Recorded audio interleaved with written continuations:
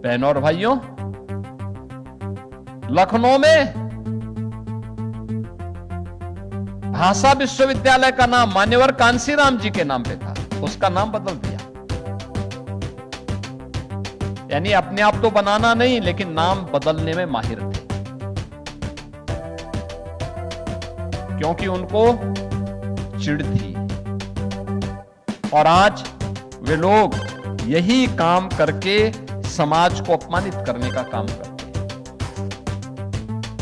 वे संवैधानिक संस्थानों का अपमान करते हैं।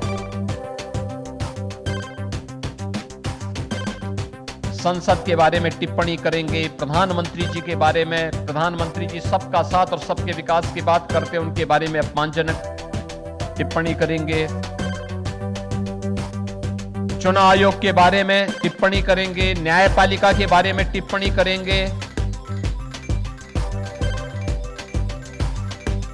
भारत के संवैधानिक संस्थानों के बारे में और भारत के राष्ट्रीय प्रतीकों पर उंगली उठाने का मतलब बाबा साहब भीमराव अंबेडकर के द्वारा बनाए गए संविधान का अपमान। और बाबा साहब भीमराव अंबेडकर के द्वारा बनाए गए संविधान का अपमान का मतलब बाबा साहब भीमराव अंबेडकर का अपमान। और भारत का वंचित, भारत का गरीब, भारत का दलित ये स्वीकार नहीं कर सकता है। लेकिन ये उनकी फितरत बन चुकी है। वे वंदे मातरम का अपमान करेंगे, राष्ट्रगान, राष्ट्रगीत का अपमान करेंगे, समाज को जाति के नाम पर बांटेंगे।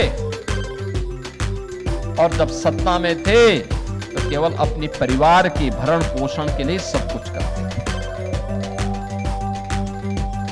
ये है समाज को बांटने वाले लोग, सामाजिक वैमनस्यता पैदा करके, तुष्टीकरण के नाम पर राष्ट्रीय सुरक्षा के साथ खिलवाड़ करने का काम।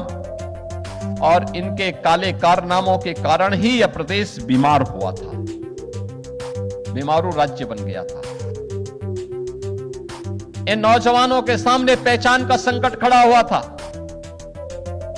देश और दुनिया में कहीं जाते थे, पहचान के संकट के दौर से गुजरते थे, अपनी पहचान छुपाते थे। लेकिन अब मैं कह सकता हूं कि हमारा प्रदेश अब पहचान के संकट के लिए मोहताज नहीं है। दंगा मुक्त भी है, कर्फ्यू मुक्त भी है, बीमारी से मुक्त हो चुका है।